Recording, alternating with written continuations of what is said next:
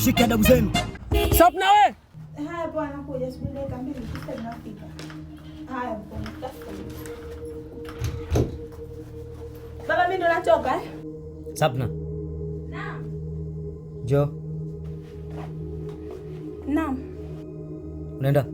Naenda hapo tu, kuna birthday ya shoga yangu. Naenda sasa hivi narudi. Birthday? Hivyo? Haya, rudi.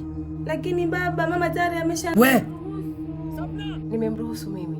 Kaniomba ruhusa niende zake kwenye birthday hapo ya wenzake. Mama Sapna, umempa ruhusa mtoto hivi alivyovaa? Aende kwenye birthday hivyo alivyo? Mke wangu nakuaminia. Leo unaniangusha katika malezi. Lakini baba Sapna, mbona yeye ya kwake wenzake walikuja? Tatizo liko wapi? Tusifundishane katika malezi. Wewe ukitaka kutoka nje, mimi nipo. Uniage mimi, sio mama yako. Na ndio maana nyinyi wanawake mnaambiwa mnawaharibu sana watoto wa kike katika malezi. Ndio kama haya. Rudi ndani nakwambia. Sapna!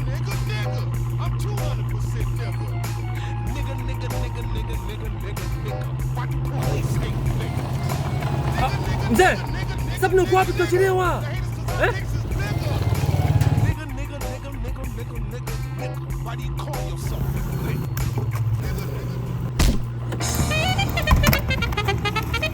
Mshike adabu zenu.